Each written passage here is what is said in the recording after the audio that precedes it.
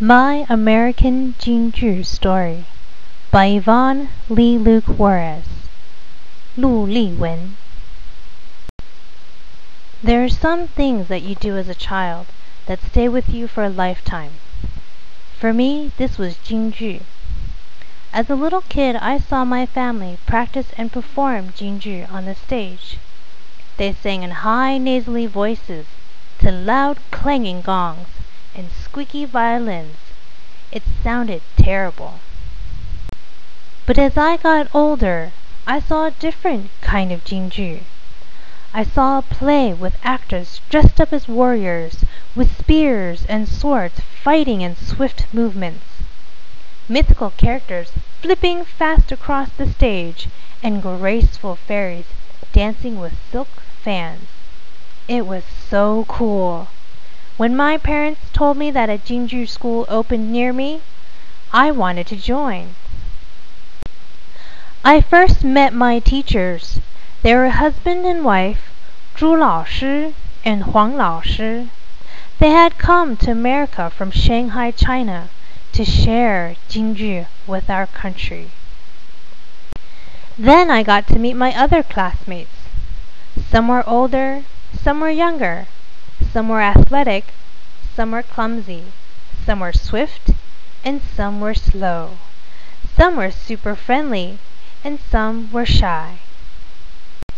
Chu Shan and Huang Shi taught us how to do Jing Ju basics, like walking in tiny steady steps, kicking forcefully, and making crisp hand and arm movements. And after a few months, we started to get good. We could walk the tiniest steps, kick our toes to our noses, and do handstands for a long time. I think our record was 3 minutes and 19 seconds. Then they taught us acting, dancing, singing, acrobatics, and the most fun part, fighting with spears and swords. It was hard work, but Chu Shan and Huang Shi encouraged us, so we tried our best. Chu Shan told us that the school was going to put on our first annual performance in 6 months. We were shocked. We didn't think we could perform. We weren't good enough. But Chu Shan and Huang Shi believed we could make it if we practiced diligently every weekend. He told us that he believed we would impress everybody in the audience. So as the 6 months went by, we were becoming fast fighters, delicate dancers, skilled singers, and energetic acrobats. Helen was a female warrior, and she got to wear flags on her back and play a huge drum. Brian was a martial arts fighting maniac, doing kicks and flips. Felina was a hoop master, making her hoop twirl and do tricks on her body. Yvonne was a graceful sword dancer, and she learned how to sing the way a butterfly flew. Wilson acted as a clown. He made everyone laugh with his funny acting and stunts as the turtle. Over the 6 months, we had improved a lot, but we still weren't sure if we were ready. Because you see, Helen would miss a beat on her drums, and her flags would fly into her face. Brian would sometimes fall on his head, or drop his spear. Yvonne forgot her lyrics. She'd have to start all over again. And Wilson, well, even when he made mistakes, he still made everyone laugh. The performance day came, and we were so nervous. Not only did we have backstage jitters, but we had backstage horrors. 4 layers of makeup went on our face, pat, pat, pat. 4 layers of costumes tied tightly up and down our backs. 4 layers of headdresses tied tightly around our heads. We said to each other, "Are my eyes slanted? Can you breathe? My face itches. I need to pee."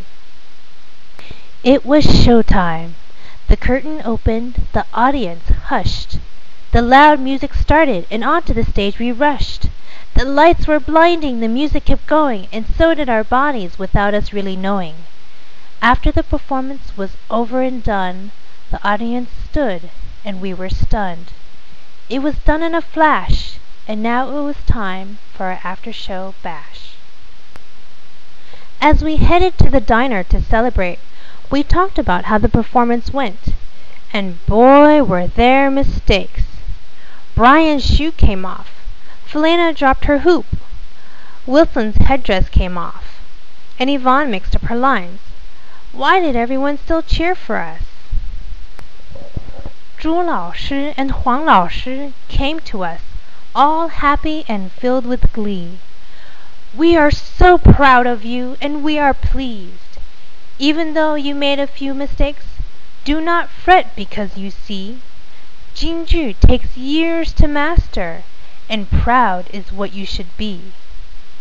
We are in a country where people do not know very much about the Chinese culture, and the fact that you showed the audience what Jing Ju is a huge accomplishment.